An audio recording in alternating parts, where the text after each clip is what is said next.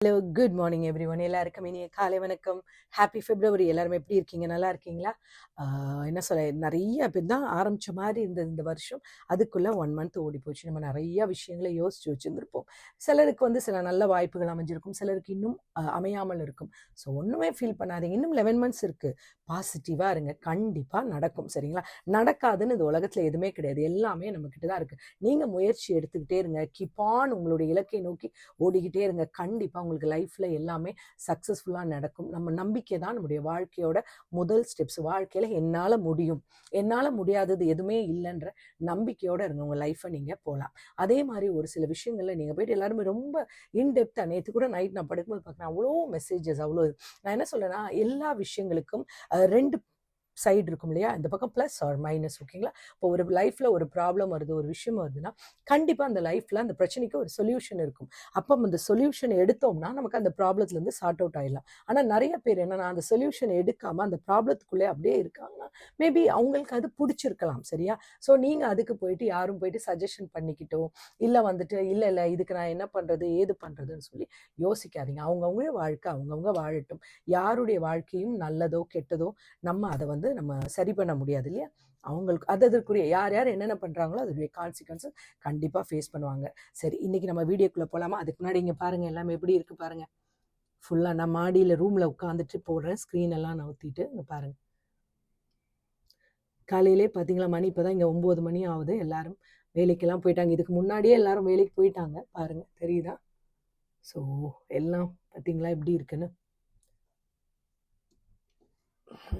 சரி, வீடியோக்குள்ளே போகலாமா? ஏதாவது உங்களுக்கு கமெண்ட்ஸ் அண்ட் சஜஷன் இருந்தால் கண்டிப்பாக எனக்கு நீங்கள் இந்த வீடியோவுக்கு கீழே போடுங்க. இந்த காலத்தில் ரொம்ப பேருக்கு இருக்கிற ஒரு காமன் ஃபீலிங் என்னென்னா, ஏன் நம்மளால் சந்தோஷமாக இல்லை? வீடு இருக்குது, நல்ல வேலை இருக்குது, நல்ல ஃபேமிலி இருக்காங்க, இத்தனை விஷயங்கள் இருந்தாலும் மனசுக்குள்ளே ஏதோ ஒரு ஒரு ஒரு ட்ரைனஸ் இருந்துகிட்டே இருக்கும்.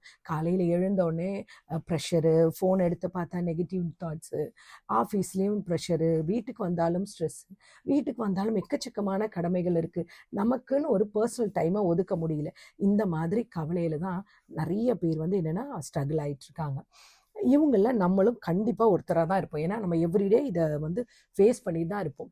நம்ம ஒன்றே ஒன்று புரிஞ்சுக்க வேண்டியதுதான், நம்ம கொண்டு வர இந்த சந்தோஷன்றது நம்ம இது நம்முடைய வாழ்க்கையோட எய்ம் கிடையாது. நிறைய பேர் இன்றைக்கி என்ன நினைக்கிறாங்கன்னா, நல்ல வீடு கட்டின பிறகு நான் சந்தோஷப்பட்டுக்கிறேன், நான் நல்ல வேலை கிடைச்சா நான் சந்தோஷப்பட்டுக்கிறேன், இல்லை நான் கல்யாணமான பிறகு சந்தோஷப்பட்டுக்கிறேன், இல்லை நான் அடைச்ச அந்த ஒரு குறிப்பிட்ட விஷயத்தை அடைஞ்ச பிறகுன்ற நான் சந்தோஷப்பட்டுக்கிறேன்றாங்க. சந்தோஷன்றதை நம்ம தள்ளி தள்ளி போட்டுட்ருக்கோம். ஆனால் சந்தோஷன்றது அப்படி கிடையாது. சந்தோஷம் ஒரு ஆக்சிடெண்ட் கிடையாது. அது ஒரு ஹேபிட்.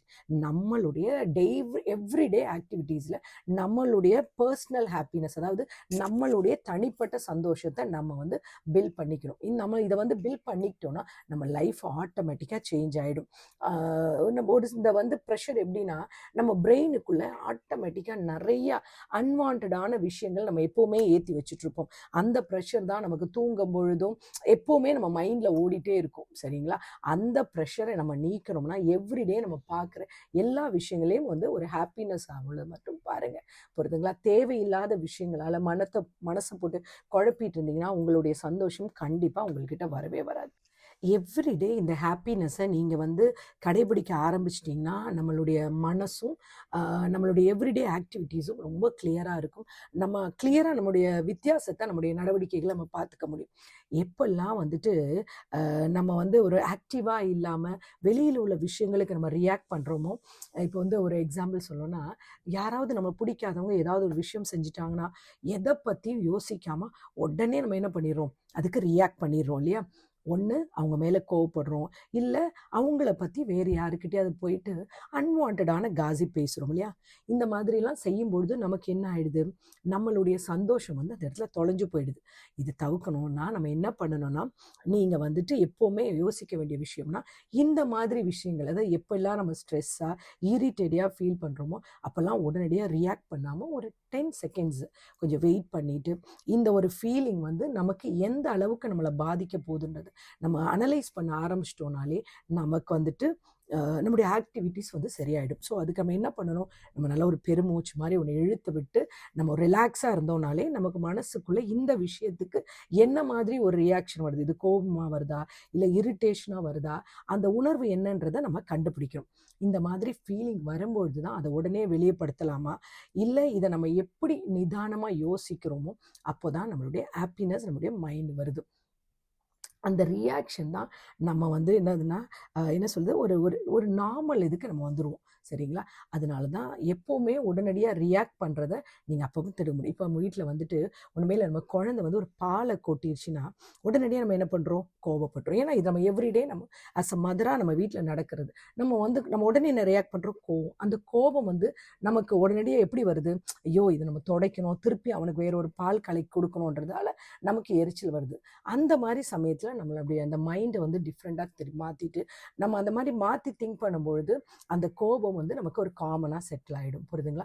இதே மாதிரி தான் ஒவ்வொரு இடத்துலையும் யாராவது நம்மக்கிட்ட குறை கண்டுபிடிக்கிறாங்கன்னா உடனடியாக அதுக்கு ரியாக்ட் பண்ணாமல் அவங்கள எதிர்த்து பேசணும், இல்லை நம்மளை நியாயப்படுத்தணும் நமக்கு தோணிச்சுன்னா இனிமே அதை செயல்படுத்தாமல் ஒரு 10 செகண்ட் கொஞ்சம் வெயிட் பண்ணிவிட்டு அதுக்கப்புறமா உங்களுடைய சந்தோஷத்தையும் நீங்கள் என்ன நினைக்கிறீங்களோ அதை வந்து நீங்கள் ரியாக்ட் பண்ண ஆரம்பிங்க.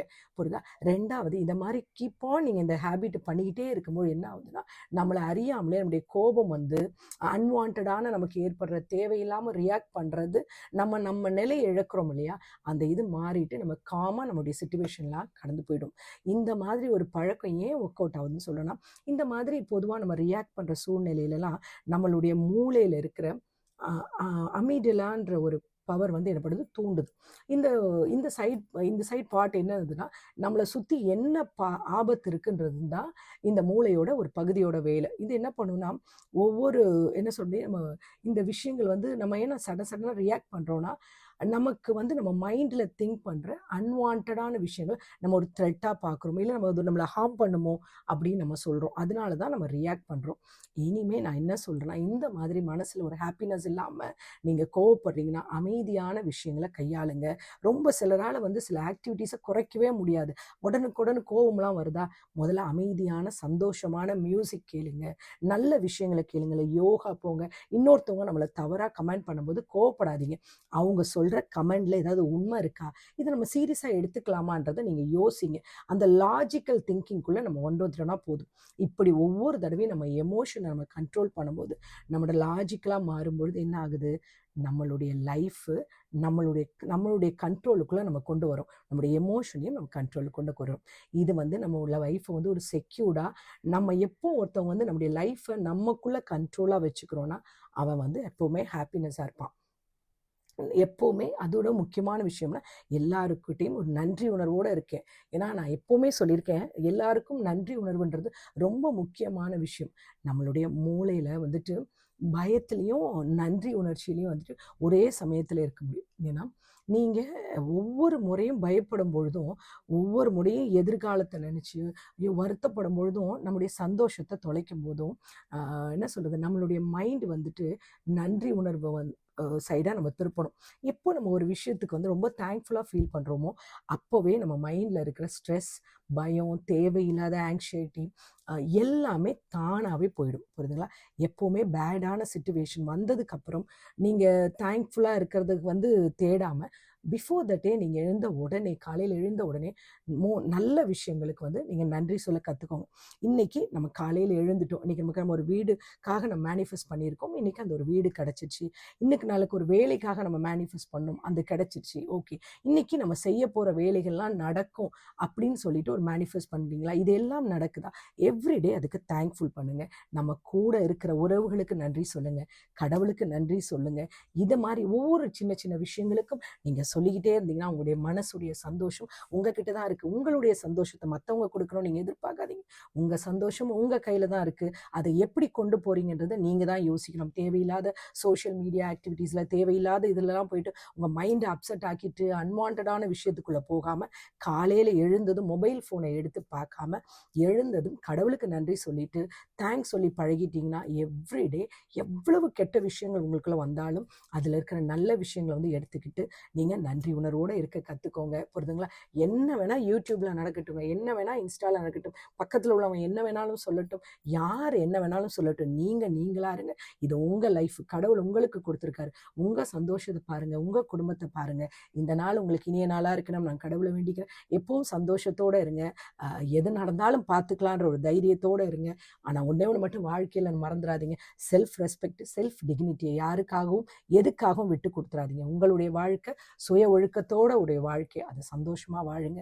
இந்த February 1 உங்களுக்கு நல்ல நல்ல விஷயங்கள் நடக்கும். பாசிட்டிவோடு ஸ்டார்ட் பண்ணுங்கள். நெகட்டிவான தாட்ஸ் இருந்தால் தூக்கி போட்டுருங்க. எதெல்லாம் நடக்கணும்னு இருக்கோ கண்டிப்பாக வருங்க. உங்கள் லைஃப்பும் உங்களுக்கு மகிழ்ச்சியும் சந்தோஷமும் கண்டிப்பாக வரும். Okay, take care, bye bye, love you all.